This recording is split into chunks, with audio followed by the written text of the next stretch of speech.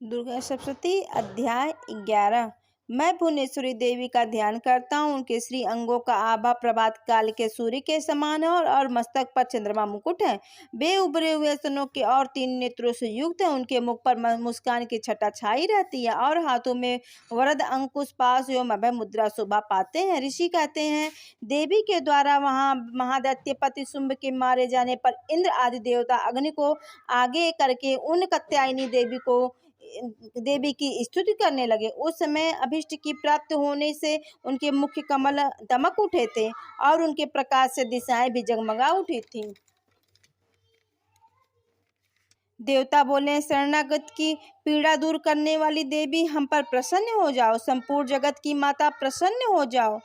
विश्वेश्वरी, विश्व की रक्षा करो। देवी, तुम्हारी चराचर जगत की आधीश्वरी हो। तुम इस जगत का एकमात्र आधार हो, क्योंकि पृथ्वी रूप में तुम्हारी ही स्थिति है। देवी, तुम्हारा पराक्रम उल्लंघनीय है। तुम्ही जल रूप में स्थित होकर संपूर्ण जगत को तृप्त करती हो। तुम्ही जल रूप अनंत बाल संपन्न वैष्णवी शक्ति हो। इस विश्व की कारणभूता परा माया हो। देवी, तुमने इस समस्त जगत को मोहित कर रखा है। तुम्हें प्रसन्न होने पर इस पृथ्वी पर मोक्ष की प्राप्ति कराती हो। देवी, संपूर्ण विधाएं तुम्हारी ही भिन्न भिन्न स्वरूप है। जगत में जितनी स्त्रियां हैं वे सब तुम्हारी ही मूर्तियां हैं। जगदम्बा, एक मात्र तुमने ही इस विश्व को व्याप्त कर रखा है। तुम्हारी स्तुति क्या हो सकती है? तुम तो स्तुति करने योग्य पदार्थों से भी परे परावाणी हो। तुम सर्व स्वरूपा देवी, स्वर्ग तथा मोक्ष प्रदान करने वाली हो, तब इसी रूप में तुम्हारी स्तुति हो गई। तुम्हारी स्तुति के लिए इससे अच्छी उक्तियां और क्या हो सकती हैं? बुद्ध रूप से सब लोगों के हृदय में विराजमान रहने वाली तथा स्वर्ग एवं मोक्ष प्रदान करने वाली नारायणी देवी, तुम्हें नमस्कार है। कला, काष्ठा आदि के रूप में क्रमशः परिणाम की ओर ले जाने वाली तथा विश्व का उपसंहार करने में समर्थ नारायणी, तुम्हें नमस्कार है। नारायणी, तुम सब प्रकार का मंगल प्रदान करने वाली मंगलमयी हो, कल्याणदायिनी शिवा हो।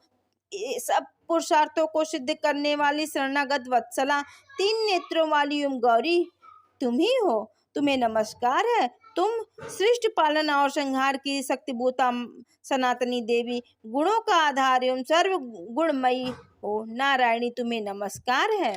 शरण में आए हुए दीनों एवं पीड़ितों की रक्षा में संलग्न रहने वाली तथा सबकी पीड़ा दूर करने वाली नारायणी देवी, तुम्हें नमस्कार है। नारायणी, तुम ब्रह्माणी का रूप धारण करके हंसों में जुटे हुए विमान पर बैठती तथा कुशामृत जल छिड़कती रहती हो। तुम्हें नमस्कार है। महेश्वरी रूप से त्रिशूल, चंद्रमा एवं सर्प को धारण करने वाली तथा महान वृक्ष की पीठ पर बैठने वाली नारायणी देवी, तुम्हें नमस्कार है। मोरों और मृगों से घिरी रहने वाली तथा महाशक्ति धारण करने वाली कौमारी रूप धारणी ये नारायणी देवी, तुम्हें नमस्कार है। शंख, चक्र, गदा और शंख धनुष रूप उत्तम आयुधों को धारण करने वाली वैष्णवी शक्ति रूपा नारायणी, तुम्हें नमस्कार हो। तुम्हें नमस्कार है। हाथ में भयानक महाचक्र के लिए और डाढ़ों पर धरती को उठाए वराही रूप धारणी कल्याणी मई नारायणी, तुम्हें नमस्कार है। भयंकर नरसिंह रूप में दैत्यों के वध के लिए उद्योग करने वाली एवं तथा त्रिभुवन की रक्षा में संलग्न रहने वाली नारायणी, तुम्हें नमस्कार है। मस्तक पर किरीट और हाथ में वज्र धारण करने वाली देवी, तुम्हें नमस्कार है। सहस्र नेत्रों के कारण उदीप्त दिखाई देने वाली और वृत्तासुर के प्राणों का अपहरण करने वाली इंद्र शक्ति रूपा नारायणी देवी, तुम्हें नमस्कार है। शिव द्वितीय रूप से दैत्यों की महती सेना का संहार करने वाली भयंकर रूप धारण तथा विकट गर्जना करने वाली नारायणी देवी, तुम्हें नमस्कार है। दाढ़ों के कारण विकराल मुख वाली मुंडमाला से विभूषित मुंड मर्दनी चंड रूपा नारायणी देवी, तुम्हें नमस्कार है। लक्ष्मी, लज्जा, महाविद्या, श्रद्धा, पुष्टि, स्वधा, ध्रुवा, महाराति तथा महाविद्या रूपा नारायणी, तुम्हें नमस्कार है। मेधा, सरस्वती, वरा, भूति, ब्राह्मवी, तामसी, नियता तथा ईशा रूपिणी नारायणी, तुम्हें नमस्कार है। सर्वस्वरूपा सर्वेश्वरी तथा सब प्रकार की शक्तियों से संपन्न दिव्य रूपा दुर्गे देवी, सब भयों से हमारी रक्षा करो। तुम्हें नमस्कार है कात्यायनी, यह सब 3 लोचनों से विभूषित तुम्हारा सौम्य मुख सब प्रकार से भयों से हमारी रक्षा करे। तुम्हें नमस्कार है भद्रकाली, ज्वालाओं के कारण विकराल प्रतीत होने वाला, अत्यंत भयंकर और समस्त असुरों का संहार करने वाला तुम्हें नमस्कार है। त्रिशूल भय से हमें बचाएं। तुम्हें नमस्कार है देवी, जो अपनी ध्वनि से संपूर्ण जगत को व्याप्त करके दैत्यों के तेज नष्ट किए देता है। वह तुम्हारा घंटा हम लोगों को पापों से हम उसी प्रकार रक्षा करे जैसे माता अपने पुत्रों की बुरे कर्मों से रक्षा करती है। चंडिके, तुम्हारे हाथों में सुशोभित खड़ंग, जो असुरों के रक्त और चर्बी से चर्चित है, हमारा मंगल करे। हम तुम्हें नमस्कार करते हैं। देवी, तुम प्रसन्न होने पर सभी रोगों को नष्ट कर देती हो और कुपित होने पर मनोवांछित सभी कामनाओं को नाश कर देती हो। जो लोग तुम्हारी शरण में आ चुके हैं उन पर तो विपत्ति कभी आती ही नहीं है। तुम्हारी शरण में आए हुए मनुष्य दूसरों को शरण देने वाले हो जाते हैं। देवी अंबिके, तुमने अपने स्वरूप को अनेक भागों से विमुक्त करके नाना प्रकार के रूपों से जो भी इस समय इन धर्मद्रोही महादैत्यों का संहार किया है, वह सब दूसरी कौन कर सकता है। विद्याओं में ज्ञान को प्रकाशित करने वाली, शास्त्रों में तथा आदि वाक्यों में तुम्हारी सिवा और किसका वर्णन है, तथा तुमको छोड़कर दूसरी कौन ऐसी शक्ति जो इस विश्व को अज्ञानमय और अंधकार से परिपूर्ण ममता रूपी गड्ढे में निरंतर भटका रही हो। जहाँ राक्षस, जहाँ भयंकर विष वाले सर्प, जहाँ शत्रु, जहाँ लुटेरों की सेना और जहाँ दवानल हो, वहाँ तथा समुद्र के बीच में भी साथ रहकर तुम विश्व की रक्षा करती हो।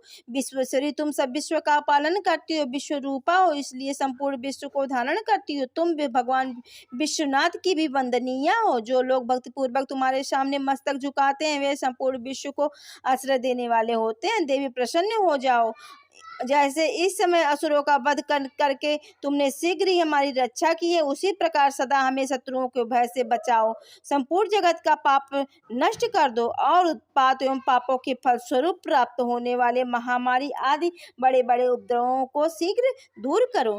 विश्व के पीड़ा दूर करने वाली, हम तुम्हारे चरणों में पड़े हुए हैं, हम पर प्रसन्न हो जाओ। त्रिलोकवासी निवासियों की पूजनीय परमेश्वरी, सब लोगों को वरदान दो। देवी बोली, देवताओं, मैं वर देने को तैयार हूँ। तुम्हारे मन में जैसी इच्छा हो वह सब वर मांग लो। संसार के लिए उस उपकारक वर को मैं अवश्य दूंगी। देवता बोले, सर्वेश्वरी, तुम इसी प्रकार तीनों लोगों की समस्त बाधाओं को शांत करो और हमारे शत्रुओं का नाश करती रहो। देवी बोली, देवताओं, व्यवस्थ मनवंतर के 28वें युग में शुंभ और निशुंभ नाम के 2 अन्य महादैत्य उत्पन्न होंगे। तब मैं नंद गोप के घर में उनकी पत्नी यशोदा के रूप गर्भ से अवतीर्ण हो विंध्याचल में जाकर रहूंगी और उक्त दोनों असुरों का नाश करूंगी। फिर अत्यंत भयंकर रूप से पृथ्वी पर अवतार ले मैं प्रवैपिचित नाम वाले दानवों का वध करूंगी। उन भयंकर महादैत्यों को भक्षण करते समय मेरे दांत अनार के फूल की भांति लाल हो जाएंगे। तब स्वर्ग में देवता और मृत्युलोक में मनुष्य सदा मेरी स्तुति करते हुए मुझे रक्त दंतिका कहेंगे। फिर जब पृथ्वी पर 100 वर्षों के लिए वर्षा रुक जाएगी और पानी का अभाव हो जाएगा, उस समय मुनियों के स्तवन करने पर मैं पृथ्वी पर अयुनिजा रूप में प्रकट होऊंगी और 100 नेत्रों से मुनियों को देखूंगी। अतः मनुष्य सच्ची इस नाम से मेरा कीर्तन करेंगे। देवताओं, उस समय मैं अपने शरीर से उत्पन्न हुए शोक द्वारा समस्त संसार का भरण पोषण करूंगी। जब तक वर्षा नहीं होगी तब तक वे शाक ही हमारे प्राणों की रक्षा करेंगे। ऐसा करने के कारण पृथ्वी पर शाकंभरी के नाम से मेरी ख्याति होगी। उसी अवतार में मैं दुर्गम नामक महादैत्य का वध भी करूंगी। इससे मेरा नाम दुर्गा देवी के रूप में प्रसिद्ध होगा। फिर मैं जब भीम रूप धारण करके मुनियों की रक्षा के लिए हिमालय पर रहने वाले राक्षसों का भक्षण करूंगी, उस समय सब मुनि भक्ति से नतमस्तक होकर मेरी स्तुति करेंगे। तब मेरा नाम भीमा देवी के रूप में विख्यात होगा। जब आरूढ़ नामक दैत्य तीनों लोकों में भारी उपद्रव मचाएगा, तब मैं तीनों लोकों का हित करने के लिए 6 पैरों वाली असंख्य भ्रमरों का रूप धारण करके उस महादैत्य का वध करूंगी। उस समय सब लोग भ्रामरी के नाम से चारों ओर मेरी स्तुति करेंगे। इस प्रकार जब जब संसार में दानवी तथा बाधा उपस्थित होगी, तब तब अवतार लेकर मैं शत्रुओं का संहार करूंगी। इस प्रकार श्री मार्कंडेय